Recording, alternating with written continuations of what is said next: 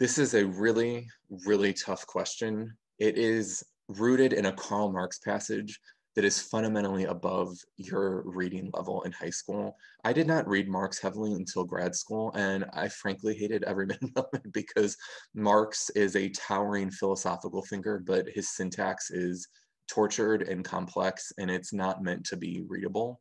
And them providing a Marx passage for you guys is an attempt to rattle your cage, make you feel very anxious. Your anxiety spikes, your performance starts to dip. One of my biggest passions for working with you guys is to keep you steady and to keep you knowing that even when you feel like you don't quite grasp the overall meaning of a passage like this one, there are tools that you can absolutely use to study yourself and still get the right answer. And this is a great example of using the scope tool to sharpen and improve your accuracy on a question like 33. If we look at 33, let me read a couple of these answers to you. Over the course of the passage, the focus shifts from A, an objective report of the political state in Europe following a rebellion to a pessimistic questioning of that rebellion's true objective. How about B, a somber depiction of the life of an English revolutionary to an incensed plea for change and economic equality? And let's do C, an appreciative description of the nature of revolution to a call for the understanding of the causes of its rise and suppression. The first thing you guys should be thinking about, if we're thinking about scope, look at the difference in the scope between A and B. It is a profound difference. The political state in Europe, when you guys read that like a lawyer, when we're trying to really beat the College Board at their own game, you should hear it as this: the political state in the entirety of Europe. The scope of 33A is massive. It's huge. The scope of 33B is much, much, much, much smaller. It's the life of a single person, one English revolutionary. So knowing scope as a tool becomes almost like a Snapchat filter that you lay over the text, and then suddenly the answers are organizable by scope. The trap answer is always A. Almost, I'd say this is one of those 90% questions where it's not just a majority or a simple majority, that the vast majority of people get 33 wrong. They get it wrong because the word political is appropriate. The term Europe is appropriate because if you actually look too,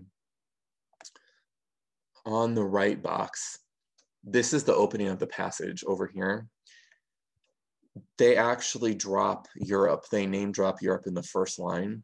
And because this is a focus shift question, this is a big picture question, the College Board also anticipates where you guys are going to skim, and they will drop keywords that they know you're going to skim those sentences, and they will intentionally layer them into questions. And so this is how they use Europe in the first sentence though.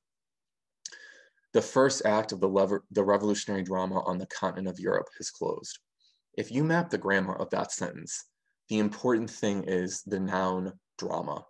This drama happened in or on the continent of Europe. That is a very different statement than saying we're going to report on the entirety of Europe. Very different scope. One thing happens on the continent of Europe is small. Reporting on the entire political state of Europe is massive.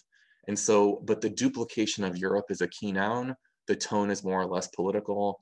Also the word objective, that as a genre, this is a history, historical philosophy passage more or less. And you guys tend to associate history with facts and something that's boring. And so the word objective feels appropriate to you. In C, the word appreciative feels inappropriate, an appreciative description.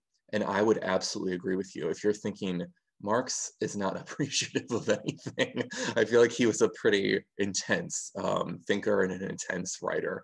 And the word appreciative does not fit well tonally with this passage, but the scope is correct.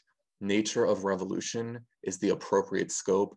There's one idea that he's writing about, and that is the nature of revolution, and in particular, the cause. And so the keyword cause in C hits the scope the nail on the head.